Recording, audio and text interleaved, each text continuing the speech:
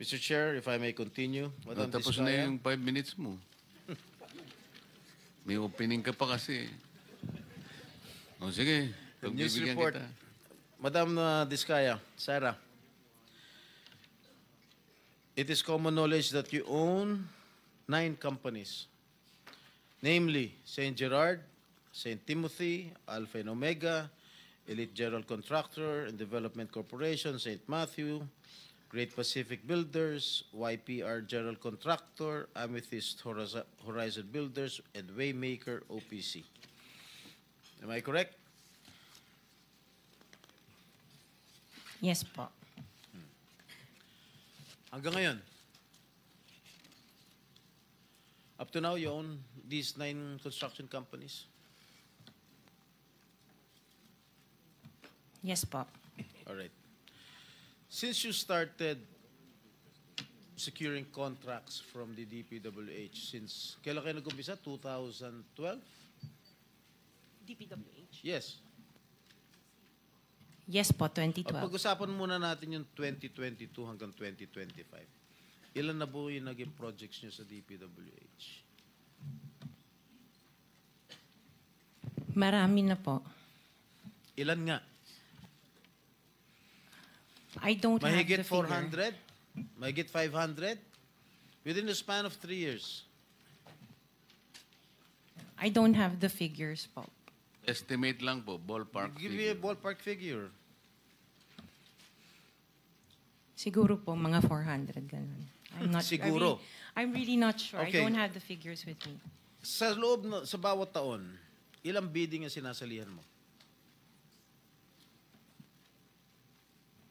Marami po kaming sinasalihan na bidding. All flood control projects? No po. Ano pa yung mga projects? Buildings, kalsada, Nationwide or only in Metro Manila? nationwide po. Nationwide. All right. Pero yung bulk ng mga projects na award sa ng DPWH, mostly sa Metro Manila. Am I correct? Hindi po, sa probinsya po. Sa iba-ibang lugar.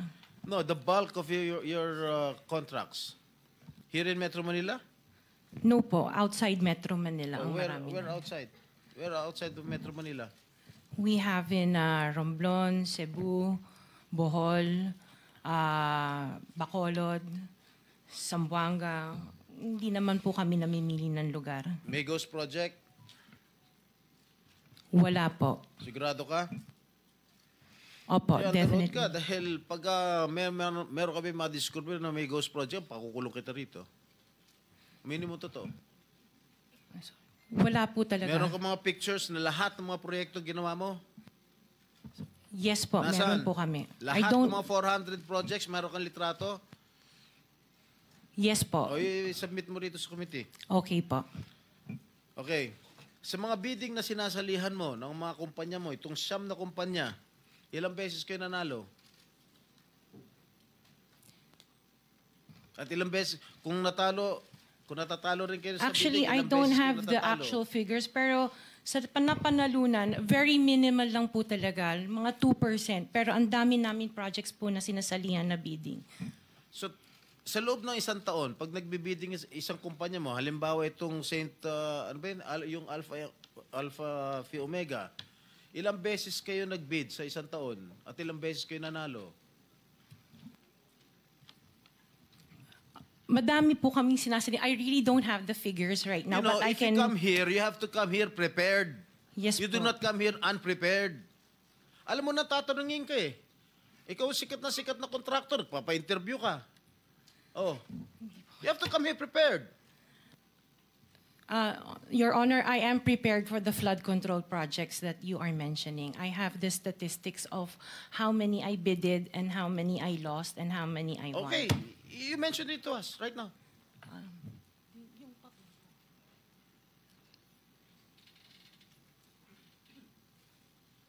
You are asking her to relate the 400. No. Parang mahirap naman yata. Hindi. 400. In 2022, I bidded for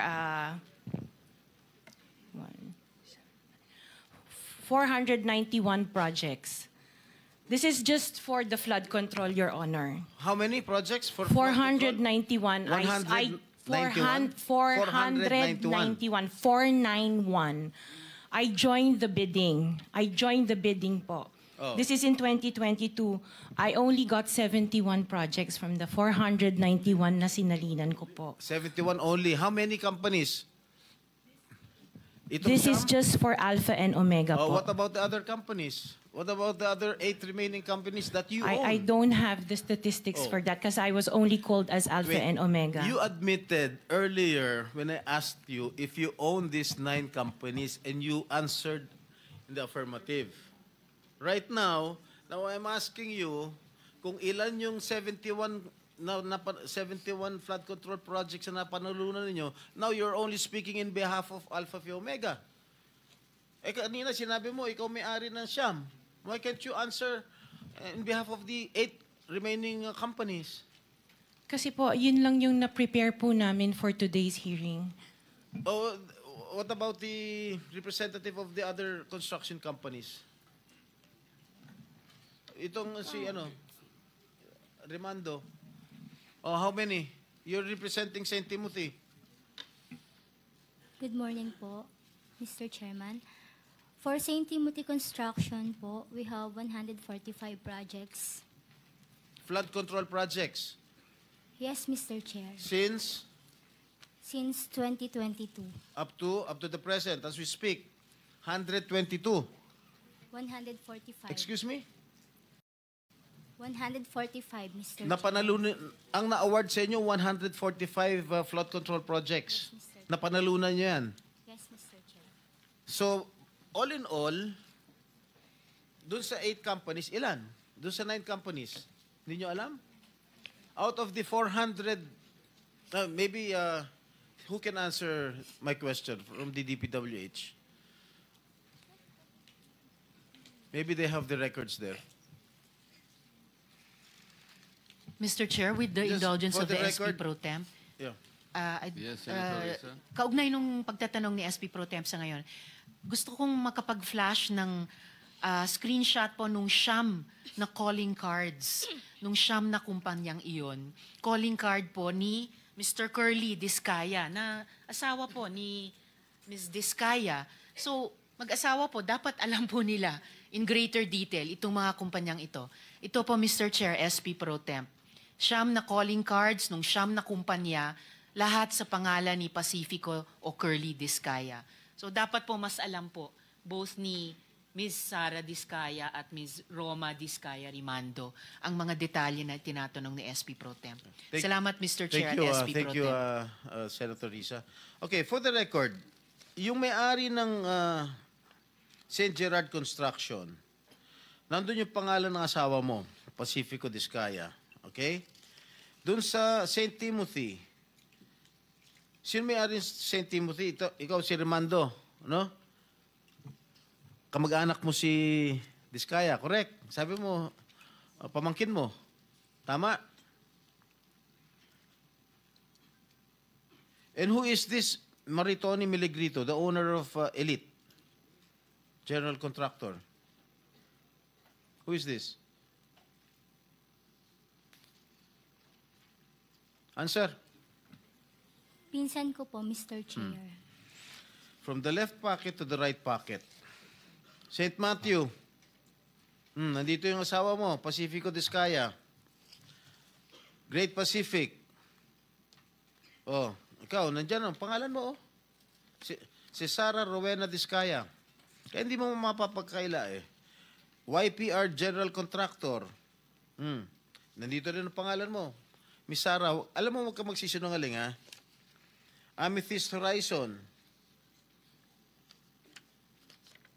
Sino si Amethyst Horizon? Sino si John Brian Eugenio?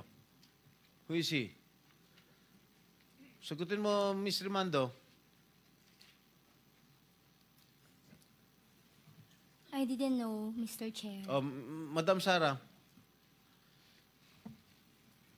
He's one of our employees. Oh, dami. Waymaker. Sino si Gerald William Discaya? He's my eldest son. Okay. Alpha Phi Omega, yan, asawa mo. So, you confirm, lahat ng siyam na yan, ikaw ang may-ari. Tama? Part owner po. Part owner. Okay. Kaya nyo ba talaga pagsabay-sabayin yung mga construction, mga proyekto ninyo?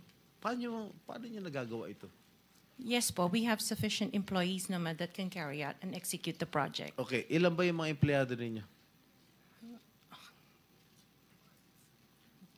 In the office po, mga 200 plus. Sabay-sabay kayong naawardan ng kontrata ng DPWH. Alam mo, nakakapagtaka dahil kayo lagi nakakuha ng DPWH contracts, ha? Sino ba talaga sa DPWH ang nagbibigay sa inyo listahan ng mga projects for bidding? Turo mo na. Wala po akong knowledge po. Talaga? Ba't Yes, nakakapagtaka dahil yung siyam na construction companies nyo, yun ang laging favored, kumbaga, sa bidding. Kasi ang balita ko, isa kayo sa mga una nakakita at nakakapili ng mga projects. Bago pa mabuo ang National Expenditure Program, yung tinatawag natin na NEP. Parang menu lang sa restaurant na nakaka-order kayo kaagad. Sino ang point person nyo sa DPWH na nagbibigay sa inyo ng informasyon na ito, o para sa inyo, ito para sa kanya? Sino? Sir, wala po akong nakakausap po. Wala kang kilala sa DPWH. Wala po. Hindi kami maniniwala niyan, wala kayong kilala sa DPWH. Meron ako yung mga engineer, yung mga district engineers Oh, siya. yun mga pala eh. Sino ang mga district engineer na nakilala mo? Pero hindi po sila nagbibigay ng project po sa akin. At tinatanong ko, wala naman ako sinasabi sa'yo kung nagbibigay sila ng project. Sino ang kakilala mo sa DPWH? Sila, mga DE po. DE Yeah, okay. ng, Sabi mo, sino? teka sandali. DE ng Laguna, O, sino DE nga? ng... Banggitin mo yung pangalan. I can't remember their names kasi I don't transact on Okay, behalf of the DE ng companies. Laguna. Sino pa? DE ng Bulacan, DE ng... Is he here? Nandito ba? Yung DE ng Laguna, DE ng Bulacan, nandito ba? DE ng Bulacan nandito. Okay, paano nyo nalalaman ang mga projects for the bidding? Sino ang nagbibigay ng listahan sa'yo? We don't have a list. Naka 6 minutes ka na, erap.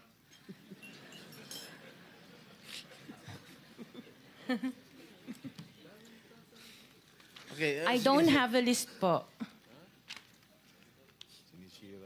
Interjection, Mr. Chair, with the permission of the SP Pro Temp.